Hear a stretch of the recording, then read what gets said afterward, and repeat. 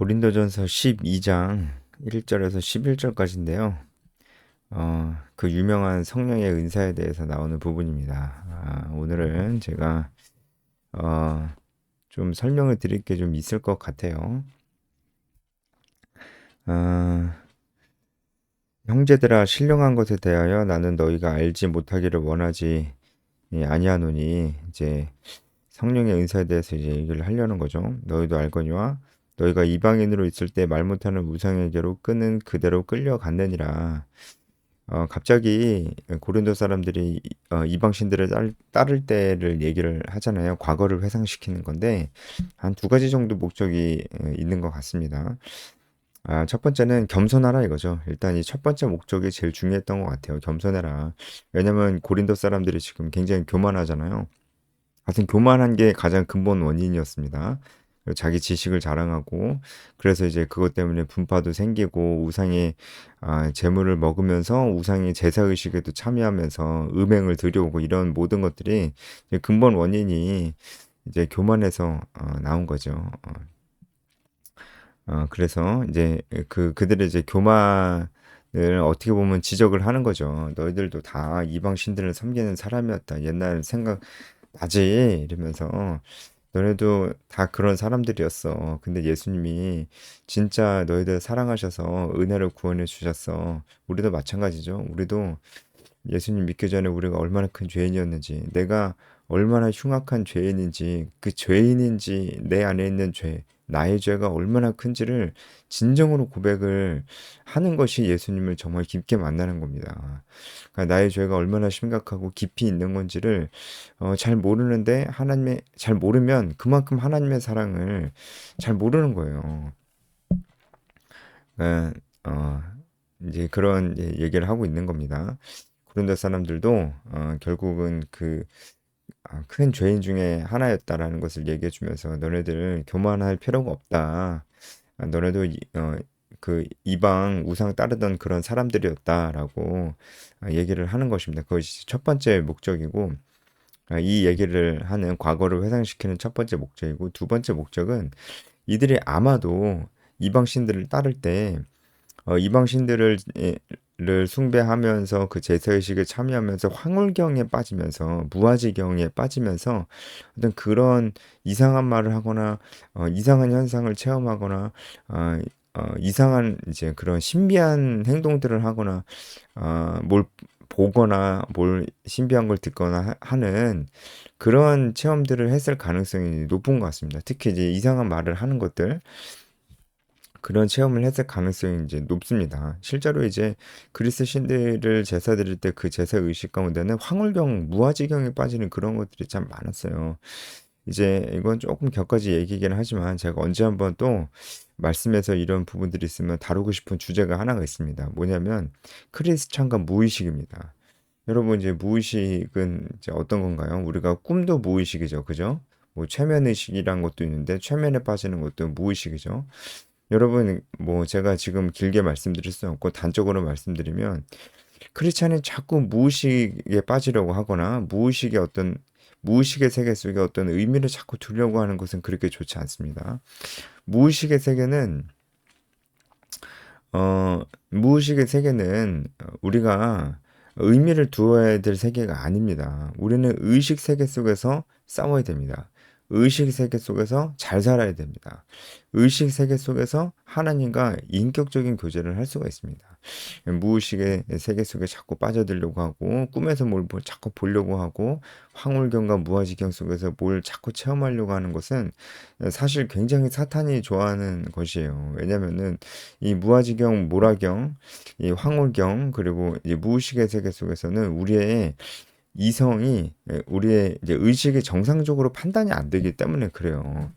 그러니까 어떤 분의 표현을 빌리자면은 우리의 이성의 이 가드 권투할 때 이 가드를 올리잖아요.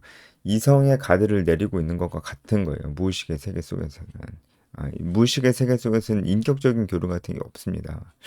그래서 어, 무의식의 세계 속에서 자꾸 어떤 의미를 두려고 하는 것은 그렇게 좋지가 않습니다. 꿈에 어떤 의미를 둔다든지, 뭐, 최면에 자꾸 빠지려고 한다든지, 최면에서 뭘 봐가지고, 거기에 무슨 의미를 둔다든지 하는 것은 정말 좋지가 않습니다.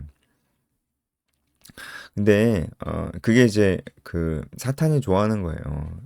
그러다 보니까 사탄이 이제 우리가 그런 무의식의 세계 속에 빠져들고 이런 걸 우리 죄성이 있는 우리 인간들이 좋아하다 보니까 사탄도 그 죄를 틈을 타고 들어와서 그 무의식의 세계 속에서 우리를 괴롭히고 조종하고 우리의 생각들을 왜곡시키고 이제 그런 일들을 많이 하는데, 특히 이방 신들을 섬기는 이 제사 의식 속에서 이렇게 무의식 속에 빠져드는 것들이 많이 있었던 것 같아요. 무의식 속에 황홀경 속에 빠져들면서 이상한 말을 하기도 하고 환상을 보기도 하고 그런 일들이 있었던 것 같습니다.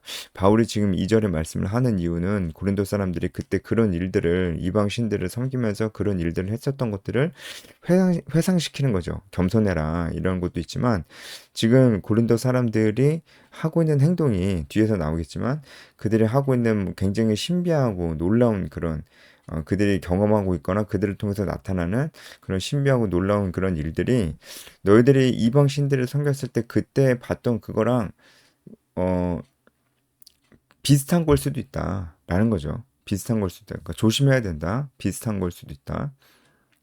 라는 것을 얘기해 주는 거죠. 그러니까 진짜 중요한 거는 눈에 보이는 현상이 아니야. 어, 신기한 현상? 이거 중요한 거 아니야.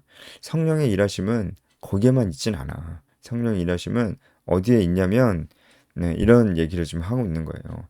진짜 성령의 일하심은 그런 눈에 보이는 그런 신비한 현상에 또 있을 수 있지만, 진짜 성령의 일하심은 어디에 있냐면, 이라고 말을 하면서 이제 3절 말씀을 그래서 하는 겁니다. 내가 너에게 알리노니 하나님의 영으로 말하는 자는 누구든지 예수를 저주할 자라 하지 않고 또 성령으로 아니하고는 누구든지 예수를 주시라 할 수 없느니라. 이 말씀의 핵심 포인트는 뭡니까? 하나님의 영으로 말하는 자, 성령으로 말하는 자는 누구든지 예수를 주시라 한다는 거예요.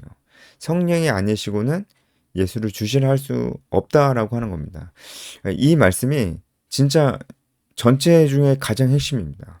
이 3절 말씀이 성령께서 일하시는 가장 핵심 포인트, 성령께서 정말 핵심적으로 일하시는 부분이 어느 부분인지를 지금 얘기해 주고 있는 거예요.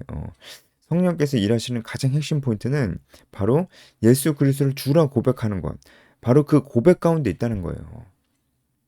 그러니까 그것은 진짜 성령께서 진짜 일하시는 부분, 성령님이 일하심이 가장 확실하게 드러나고 가장 분명하게 찬란하게 나타나는 그 포인트가, 그 시점이, 그 현장이 어디냐면은 바로 예수 그리스도를 주라 고백하는 바로 그 현장이라는 거예요.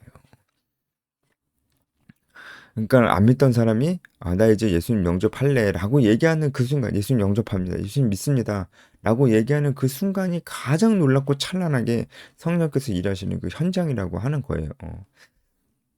근데 우리는 이제 그걸 별로 그렇게 굉장히 놀라운 현상이라고 잘 보지 않는 게 문제가 있죠. 그죠? 우리가 그렇게 보잖아요. 우리가 문제가 있는 거예요. 그걸 그렇게 보면 안 되죠. 그죠? 그러니까 여러분 뭐 한 가지 예를 들어보면은 베드로와 요한이 성전 미문에 안진뱅이로 있던 사람을 이렇게 세웠습니다. 금강은 나한테 없지만 나사렛 예수 이름으로 명하노니 일어나 걸으라 했을 때 안진뱅이가 일어나서 걸었고 뛰었고 찬양했잖아요. 걸었고 뛰었고 찬양했습니다. 이 세 가지 중에 가장 놀라운 것이 무엇일까요? 가장 놀라운 현상이 이 세 가지 중에 뭘까요? 걸었고 뛰었고 찬양했네. 이 세 가지 중에 가장 놀라운 현상은 바로 하나님을 찬양한 겁니다. 걸었고 뛰는 것보다 더 놀라운 현상은 하나님을 찬양하는 겁니다. 왜냐면은 걷고 뛰는 것은 이제 사람이 이제 그 병이 기적이죠. 이제 치유가 된 것인데, 이런 일들은 사실은 사탄 마귀 귀신들도 하는 일입니다. 그런 일들은 다른 종교에도 사람이 낫는 일들이 있어요.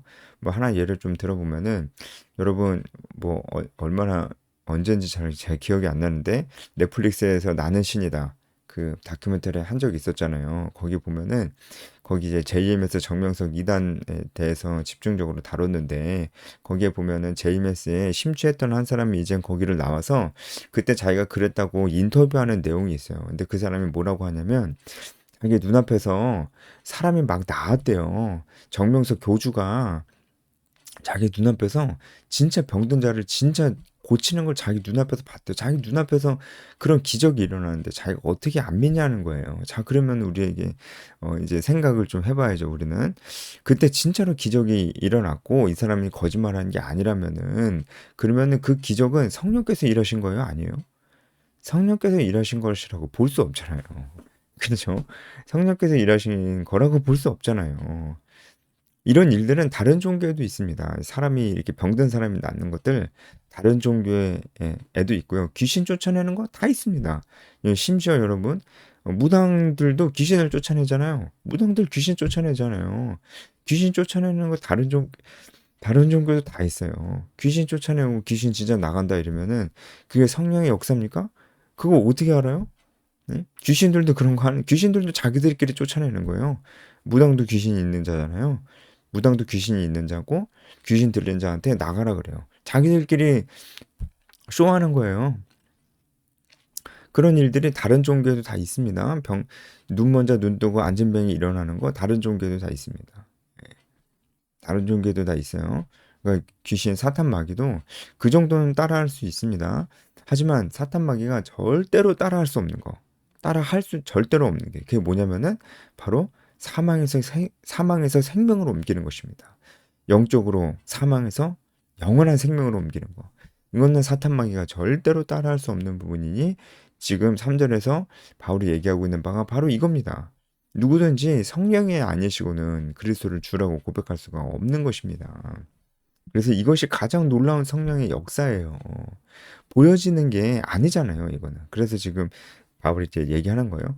진짜 보여지는 신비한 현상이 성령께서 일하시는 가장 놀랍고 찬란한 역사가 아니고 사실은 보여지진 않지만 예수 그리스도를 주라고 고백하는 그것이 가장 놀라운 역사다라고 지금 얘기하고 있는 것입니다. 왜냐면은 지금 고린도 사람들이 눈에 보여지는 그 성령의 은사들에 굉장히 집착하면서 자꾸만 보여지길 원했거든요.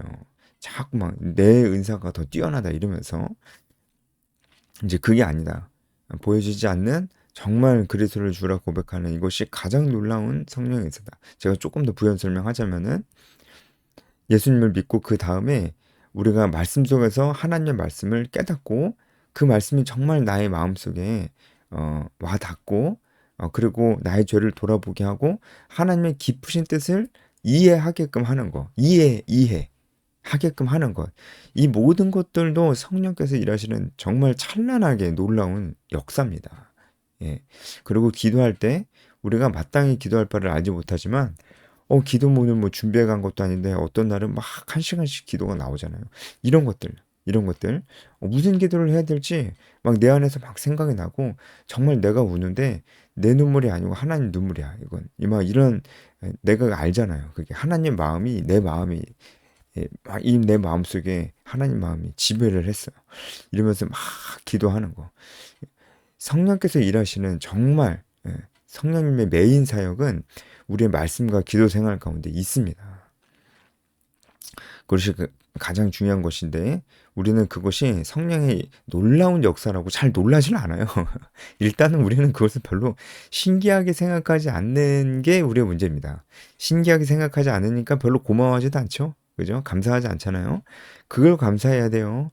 말씀을 보면서 진짜 이제 그게 깨달아지고 내 마음속에 하나님이 정말 하나님의 말씀이 이해가 되고 내 마음을 돌아보게 하고 하나님 뜻을 따르고자 하는 마음과 열망이 생기고 이런 거 이게 가장 놀라운 성령의 역사입니다. 자, 하지만 그럼에도 불구하고 성령께서는 나타나고 보여지는 사역들도 하십니다. 그래서 은사의 기가 이제 나오는데 4절부터 은사의 기를 쭉 하면서도 바울이 강조하고자 하는 건 사실 딱 하나예요. 뭐 이 은사는 뭐 어떤 능력이냐, 저 은사는 구체적으로 어떤 능력이냐, 이거를 바울은 그걸 구체적으로 얘기하려고 하는 게 아닙니다. 4절부터 바울이 얘기하고자 하는 건 딱 하나입니다. 어떤 은사든지 뭐 굉장히 다양하게 나타날 수는 있지만 어떤 은사든지 결국은 한 분 성령께서 주시는 거라는 거예요. 이게 뭡니까? 그러니까 다 똑같다는 거예요. 우열이 없다는 거예요. 지금 고린도 사람들이 우열을 자꾸 가리고 있어서 그래요. 우열이 없다는 거를 얘기해 주려는 게 핵심입니다. 그리고 또 한 가지 핵심이 하나만 더 얘기하자면 그 우열도 없고 그것은 다 한 분 하나님 성령 하나님이 주시는 거기 때문에 다 중요하고 그리고 그것의 목적도 다 똑같다. 우열도 없고 어, 각각 다 달라 보이는 은사들의 목적도 똑같다. 그 목적은 뭐냐면 덕을 이루는 거예요. 교회를 세우는 겁니다. 유익하게 하는 거예요. 여기서 유익하게 한다는 말씀이 이제 바로 이제 거기서 이제 나오는 거죠. 유익하게 7절에 성령을 나타내시면 유익하게 하라는 게 이게 덕을 세운다는 그런 뜻이에요. 공동체적입니다. 공동체를 유익하게 하게 하려는 것입니다. 그래서 이 은사들은 그래서 공동체적입니다. 공동체한테 유익해야 돼요. 그래야지 좋은 은사입니다. 은사를 주신 목적이 이제 그거예요. 이제 이 두 가지를 거의 강조하고 있고 사실 이 은사가 어떤 모습이냐, 저 은사가 어떤 모습이냐 이걸 얘기하는 것도 아니고 이게 낫냐 저게 낫냐를 얘기하는 건 더 아닙니다. 그래도 우리가 한번 살펴보면서 우리가 이거 조금 알아야 될 필요가 있는 부분도 좀 있습니다. 은사는 여러 가지나 성령 같고 직분 여러 가지나 주는 같으며 사역은 여러 가지는 모든 것을 사랑 가운데서 이루시는 하나님 같은 말이죠. 예, 조금씩 다르지만 제가 구체적으로 다 설명하진 않을게요. 예, 다 같은 말입니다. 비슷한 말이고요. 각 사람에게 성령을 나타내시면 유익하게 하려 하십니다. 이거 제가 말씀드렸죠. 각 사람에게 성령을 나타내심은 이 말씀만 봐도 우리가 알 수 있는 것은 성령의 은사를 받지 않는 사람은 아무도 없습니다. 우리가 3절 말씀을 다시 한번 생각해 봐요.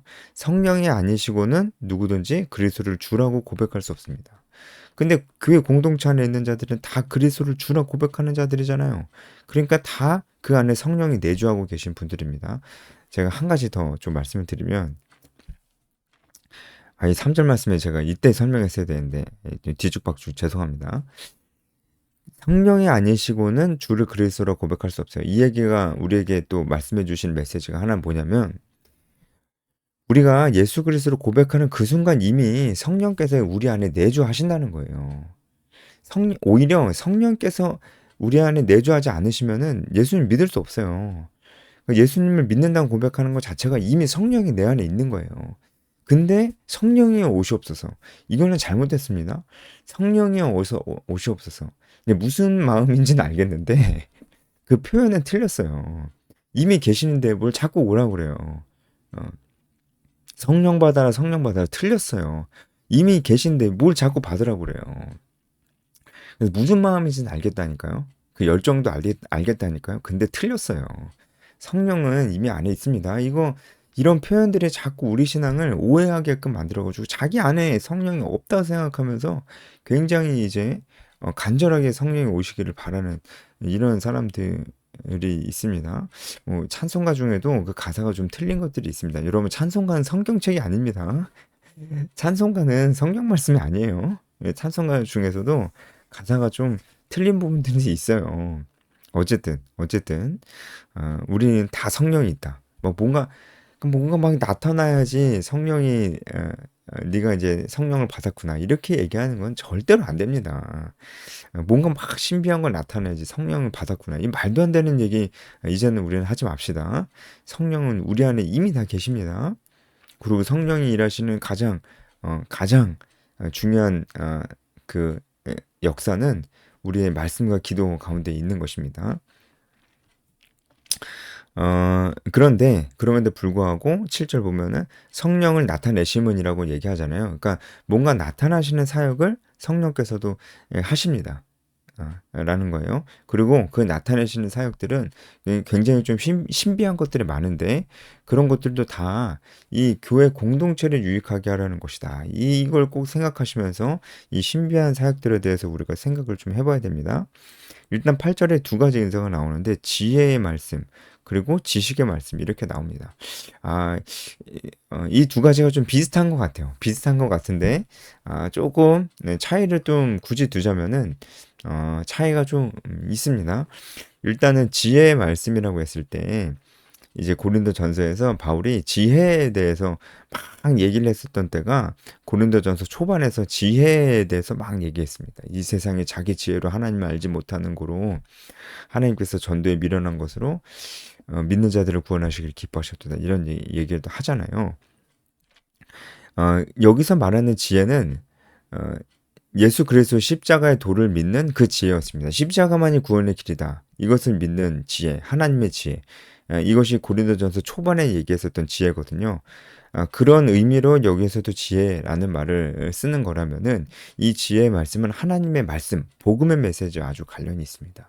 근데 이 지혜의 말씀에 대한 은사를 가졌다는 것은 도대체 어떤 은사일까라고 좀 생각을 해본다면은 말씀을 잘 가르쳐주는 은사인 것 같아요. 말씀을 잘 가르쳐주는 은사. 특별히 좀 그렇게 잘 가르쳐주는 사람들 있잖아요.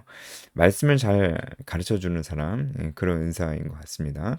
이런 은사는 꼭 목사님만 있어야 되는 거 아닙니다. 여러분도 다 있어요. 있는 사람 많아요. 그리고 지식의 말씀이라는 것은 굳이 좀, 이 지혜의 말씀의 은사와 좀 구분을 두자면, 어, 좀 변증적인 지식이라고 하죠. 그죠? 우리가 이 세상의 모든 이제 학문들을 통해서 어, 우리가 이제 믿고 있는 것들을 입증해낼 수 있는 이제 그런 지혜들입니다. 그런 이제 지식들입니다. 이제 그런 것들이죠. 그죠? 우리가 역사적인 지식도 뭐 경제, 철학적인 지식들도 이제 다 그 하나님이 살아계시고 이 복음이 진실됨을 다 또 증명해 주잖아요. 이제 그런 것들을 잘 설명할 수 있는 은사가 지식의 말씀이라고 볼 수가 있을 것 같습니다. 여러분 이 은사는 굉장히 중요한 은사고요. 또 한 가지 결이 같은 은사를 제가 뭐 먼저 좀 말씀드리자면은 10절에 보면 예언의 은사 있어요. 예언함. 예언의 은사는 앞일을 얘기하는 그런 은사이기도 했습니다. 하지만 그런 경우는 사실 거의 없었고요. 성경 전체적으로 예언이라는 것은요. 대언, 앞일을 말하는 것보다는 대신해서 말한다라는 의미로 더 많이 쓰였습니다. 그래서 이 예언의 은사는 한마디로 설교입니다. 설교. 하나님의 말씀을 대신해서 전하는 겁니다. 그래서 이 예언의 은사는 지혜의 말씀의 은사와 거의 맥이 같은 것 같아요. 그래서 말씀을 잘 풀어서 설명해 주는 거. 하나님 말씀을 대언해 주는 거잖아요. 그래서 바울이 나중에는 이 예언의 은사 사모하라고 그래요. 하나님의 말씀을 잘 알고 자기가 자기 고백으로 가지고 그것을 다른 사람에게도 잘 설명해 주고 이끌어 줄 수 있는 그런 은사가 될 수 있겠습니다. 그리고 이제 여러 가지 믿음의 구절에 보면 믿음의 은사 이것도 산을 옮기는 믿음 뭐 이런 때도 믿음이 나오잖아요. 그래서 어떤 이제 기적적인 결과를 이끌어내는 믿음 그런 은사라고 좀 볼 수 있고 기적을 가지고 오는 어떤 그런 은사의 분류로 좀 볼 수가 있을 것 같아요. 병 고치는 은사도 기적의 은사죠. 그리고 능력 행함도 기적의 은사죠. 그리고 방언도 기적의 은사입니다. 방언도 통역하는 것도 다 이제 신비로운 거, 초자연적인 현상들이잖아요. 다 기적의 은사들의 분류에 들어가는 거라고 좀 볼 수가 있을 것 같습니다. 이런 것들을 우리가 어떻게 봐야 될까? 이런 것들. 자, 여기에 대해서 좀 설명을 드리자면 일단은 제가 이렇게 말씀을 드릴게요. 여기 있는 모든 은사들이 지금 그대로 다 있지 아니합니다. 은사가 중지됐다. 제가 은사 중지론을 얘기하는 게 아니에요. 그대로 다 있지 아니한다고 제가 얘기하는 거예요. 그 이유는 분명합니다. 뭐냐면 고린도 교회 이 당시에는 없었는데 지금은 있는 게 있습니다. 그게 뭐냐면 바로 하나님의 계시된 완성된 성경 말씀 66권입니다. 이 성경 말씀이 고린도 교회 당시에는 없었습니다. 완성되지 않았잖아요. 근데 지금 우리 손에는 완성된 하나님의 온전한 계시의 말씀이 성경이 있습니다. 이게 있고 없고가 중요하지 안 중요하겠습니까? 그래서 이게 없을 때는요 하나님께서 이 계시의 말씀을 계속 주셨어요. 그래서 어떤 사람이 막 방언 기도할 때 그것을 좀 알아들을 필요가 있었습니다. 왜냐하면 그것을 통해서 하나님께서 하나님의 뜻을 전달해 주시게 했거든요. 구체적인 뜻을 전달해 주셨어요. 하나님의 말씀이죠. 하나님의 말씀을 어떤 사람은 방언 기도를 통해서 주시기도 하고 막 그랬습니다. 그래서 좀 알아들을 필요가 있었어요. 알아들어야 되는데 알아들을 수 없는 말이 방언이잖아요. 그래서 통역하는 사람이 있어야 됐습니다. 근데 지금은 어떻습니까? 지금은 계시는 그쳤습니다. 이건 너무나 분명합니다. 하나님께서 이제 계시의 말씀을 주시지는 않습니다. 그것은 성경 말씀으로 다 끝났어요. 완성된 성경이 있기 때문에 더 이상 계시를 하진 않으십니다. 그렇기 때문에 누군가 방언 기도를 한다고 해도 그것이 계시의 성격이 없어요. 그건 뭐냐면은 그냥 개인 기도예요. 방언 기도는 그냥 개인 기도입니다. 개인 기도. 개인 기도인데 그거 알아들을 필요 있어요? 남의 기도 알아들어서 뭐 하려고요?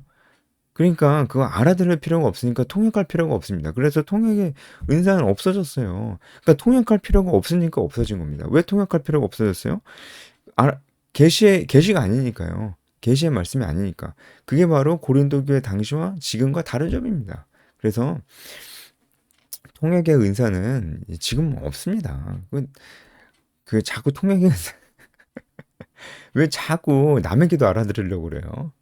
그러니까 자꾸 못 알아듣는 거 알아들으려고 하지 말고 제가 드리는 말씀은 제발 사람 말이나 좀 잘 알아들어라. 네? 설교 말씀이나 잘 알아들어. 예, 그런 얘기를 좀 하고 싶습니다. 좀 다르죠? 예, 고린도 교회에 있었던 그 은사들과 지금은 조금 다른 게 바로 이 성경이 있냐 없냐의 차이 때문에 좀 다른 부분들이 있습니다. 예, 이것과 같은 맥락으로 우리가 아까 얘기했었던 기적의 분류에 해당되는 이런 그런 은사들, 뭐 이제 병 고침의 은사들, 능력 행함의 은사들, 뭐 믿음의 은사들, 막 이런 것들, 이런 은사들은 지금도 있습니다. 지금도 성령께서 병 고치세요. 그리고 막 그런 기적들도 이뤄내세요. 지금도 뭐 꿈에서도 말씀하실 수도 있고요. 환상을 보여주실 수도 있습니다. 지금도 충분히. 그런데 그런 방법들이 성경 전반적으로 하나님께서 즐겨 사용하시는 방법이 아니라는 것을 알아야 돼요. 구약에서도 그런 것을 우리가 볼 수 있습니다. 다 설명하기 좀 너무 길어가지고요. 그냥 짧게만 좀 설명을 해보자면 하나님께서 이스라엘 백성들을 가르치시고 훈련시키실 때도 그들이 출애굽 당시에는 하나님을 거의 몰랐습니다. 이스라엘 백성들이. 그때는 하나님께서 이스라엘 백성들에게 여러 가지 기적들을 보여주시잖아요. 이집트의 10가지 재앙, 구름기둥과 불기둥, 만나와 메추라기 많이 보여주시잖아요. 그런데 그들이 광야 학교를 거쳐서 가나안 땅에 정착했을 때는 그 기적들이 싹 다 그쳤어요. 이것은 뭐냐면 하나님께서 기적은 일시적으로 보여주시는 거예요.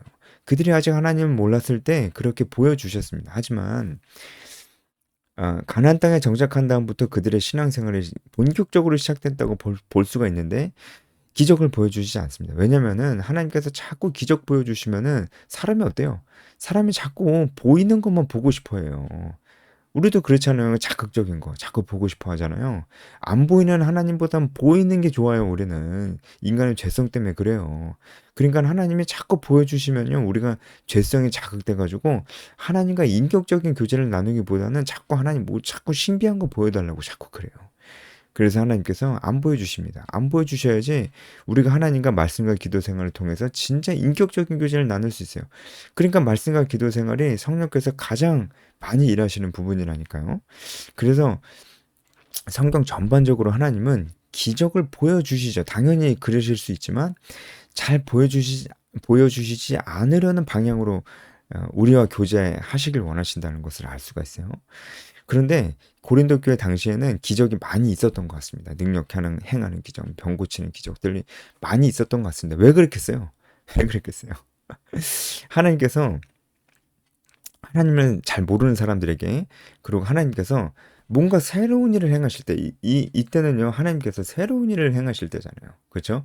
구약의 시대가 끝나고 예수 그리스도 부활 승천 이후에 교회가 막 세워지는 시대예요.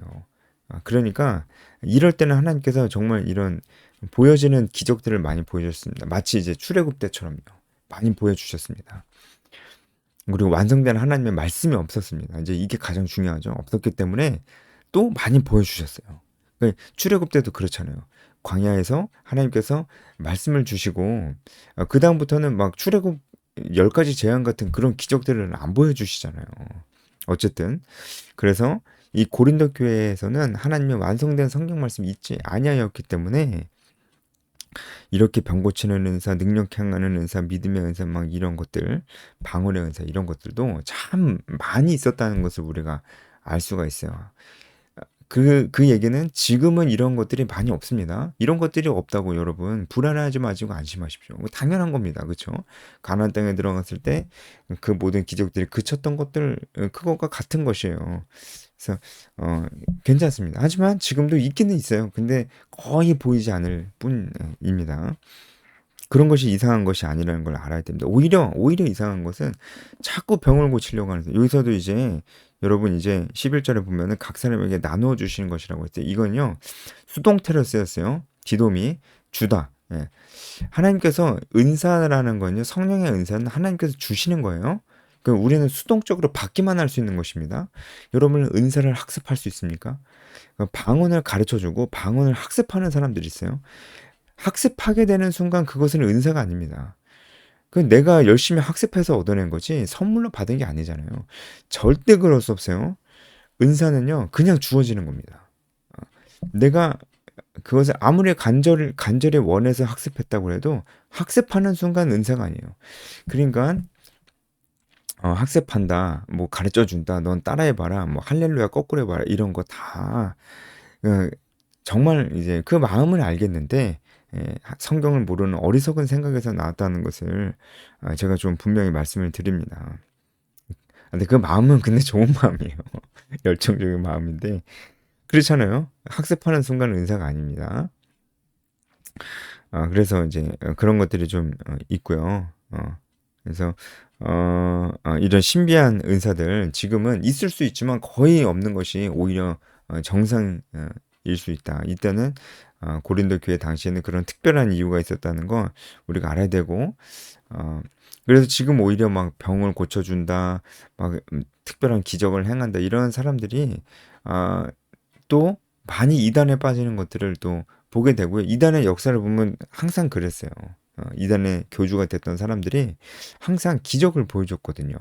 진짜 기적을 보여줬어요. 근데 그 사람들이 어디 뭐 교회 밖에 아무 교회와 연관이 없던 사람들이 아니고 교회 다녔던 사람이에요. 교인이에요, 교인. 교인이었는데 어느 날 막 환상 보고 뭐 신비한 능력이 생겨서 병든 사람 고쳐주고 그 사람 교주 됐어요. 그건 또 성령의 역사입니까? 성령의 역사면 왜 교주돼요? 그러니까 그런 걸 봤을 때 우리가 이것이 이런 신비한 일들은 귀신들도 따라할 수 있는 그런 진짜 보잘것없는 영역이에요. 사실 보잘것없는 영역입니다. 귀신들도 따라할 수 있을 만한 보잘것없는 영역이 이런 초자연적인 역사입니다. 하지만 진짜 놀라운 역사, 말씀과 기도를 통해서 하나님과 인격적 교제를 하는 이 놀라운 역사는 귀신들 절대로 따라할 수 없는 그런 역사라고 얘기할 수 있습니다. 무엇을 사모해야 되겠습니까? 여러분 자꾸만 너무 신비한 것들 자꾸 자꾸 보려고 그러고 뭔가를 자꾸 들으려고 하고 뭔가 자꾸 신비한 체험을 하려고 하는 그런 마음들은 보이지 않는 하나님을 자꾸 보려고 하는 그런 우리의 죄성에 영향을 받은 것은 아닌지 우리가 정말 잘 생각해 볼 필요가 있습니다. 우리는 그런 신비한 현상들이 없어도 전혀 일상의 기적들이 전혀 없어도 우리는 정말 하나님과 인격적인 교제를 나누면서 성령의 놀라우신 역사들을 매일매일 체험하며 살 수 있다는 것을 분명히 알아야 되고 사실은 그것이 신비한 어떤 현상들보다 더 놀라운 역사라는 것을 우리가 알아야 될 것입니다. 오늘 좀 길었는데 여기까지 하겠습니다.